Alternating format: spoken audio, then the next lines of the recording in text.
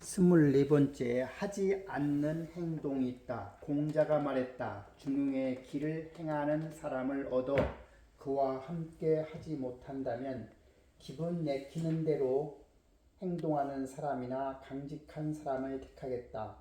기분 내키는 대로 행동하는 사람은 진취적이며 강직한 사람은 함부로 행하지 않는다. 기분 내키는 대로 행동하는 사람은 진취적이어서 무엇이든 행동에 옮길 줄 안다. 강직한 사람은 최소한 선을 지키며 자신의 원칙과 가치관에 어긋나는 일은 단호하게 하지 않을 줄 안다. 챗문은 이 말에 대해서 이렇게 지적했다.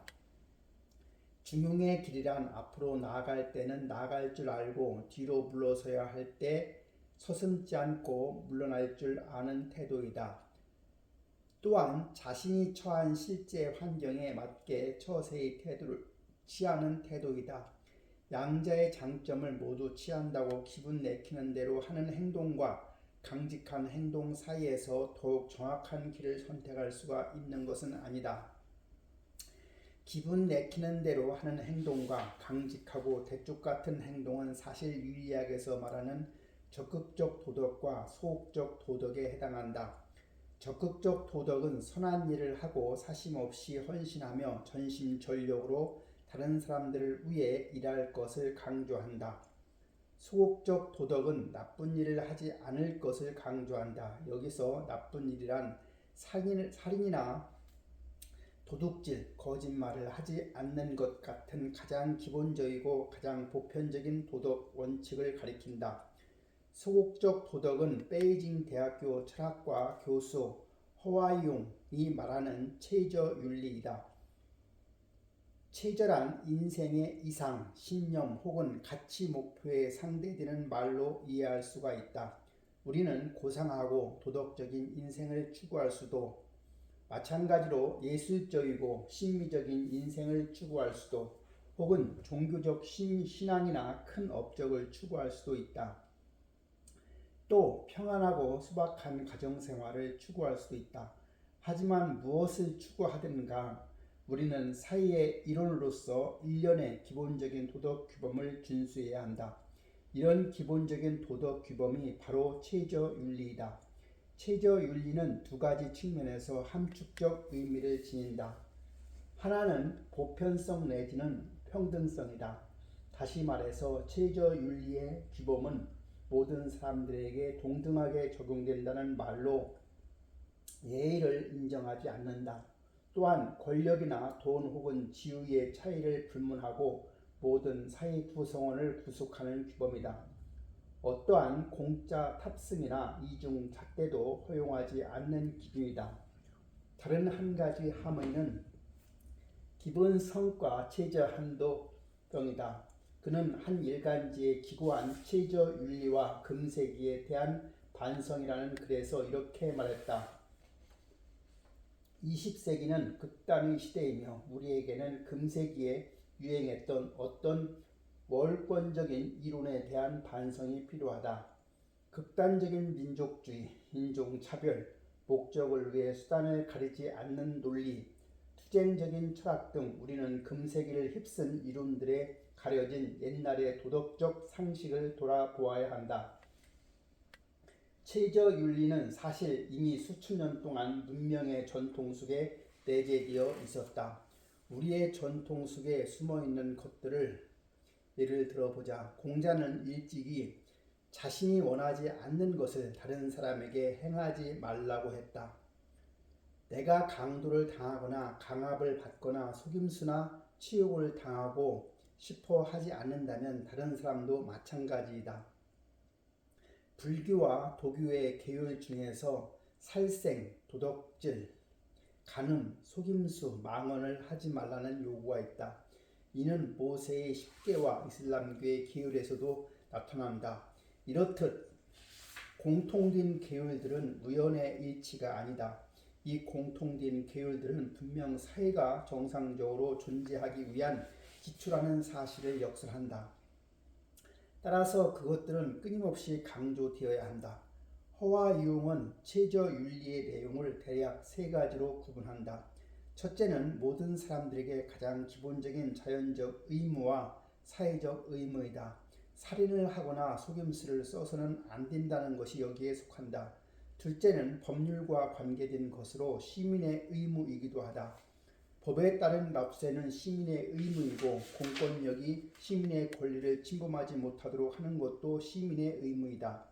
셋째는 직업적 책임이나 특수한 행위에 적용되는 도덕이다. 교사나 의사의 직업적 책임이 여기에 속한다. 적극적인 도덕은 사람들의 행동의 폭을 제약하고 사회 복지에 손실을 가져올 수도 있다.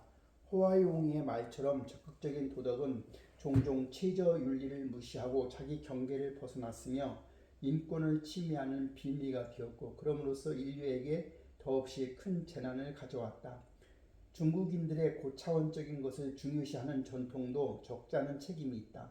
한편 이런 전통이 없었다면 서양에서 온 이론이 중국이란 땅에서 그렇듯 빠르게 파급되지는 못했을 것이다. 하지만 논어는 현학적인 책이 아니다. 논어에는 평화롭고 초연하며 무사태평한 분위기가 깔려있다. 공자는 무언가를 성취하고자 했지만 공을 세우기에 급급해 하지는 않았다. 나를 쓰면 일하되 버려지면 숨을 것이니 나와 너만이 할 수 있을 것이다. 나와 도가 행해지지 않으면 뗏목을 타고 바다로 나가겠다.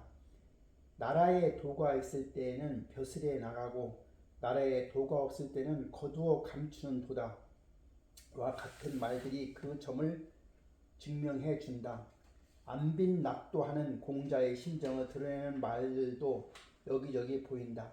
거친 밥을 먹고 물을 마셔서 팔을 굽혀 베더라도 즐거움이 그 속에 있다. 의롭지 않은 부귀는 내게 뜬 구름과 같다.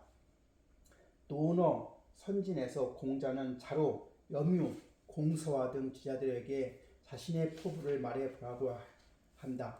그들이 각기 품고 있던 포부를 이야기하자 공자는 조소하는 태도를 보인다. 하지만 제자 증석이 늦은 봄에 봄옷이 만들어지면 어른 5, 6명과 아이 N7명과 더불어 기수에서 목욕하고 무에서 바람 쐬고 노래하며 돌아오겠습니다라고 대답하자 공자는 한숨을 쉬며 나도 증석의 말에 동의한다라고 말한다. 이로 볼 때 공자는 세상 속으로 들어갈 줄도 알고 세상 밖으로 나올 줄도 아는 철학자였다.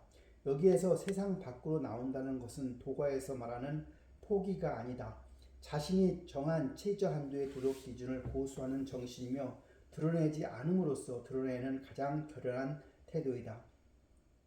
나라에 도가 있을 때에는 가난하고 천함이 부끄러움이며 나라에 도가 없을 때에는 부귀함이 부끄러움이다.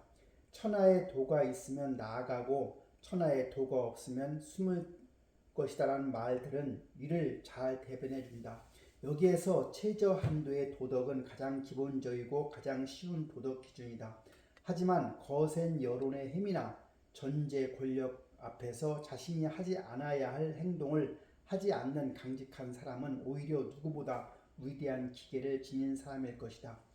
나라에 도가 있을 때에는 말을 높게 하고 행동을 높게 할 것이나 나라에 도가 없을 때는 행동을 높게 하되 말은 겸손하게 할 것이다. 공자는 강력한 권력과 직접 대립할 것을 주장하지는 않았다.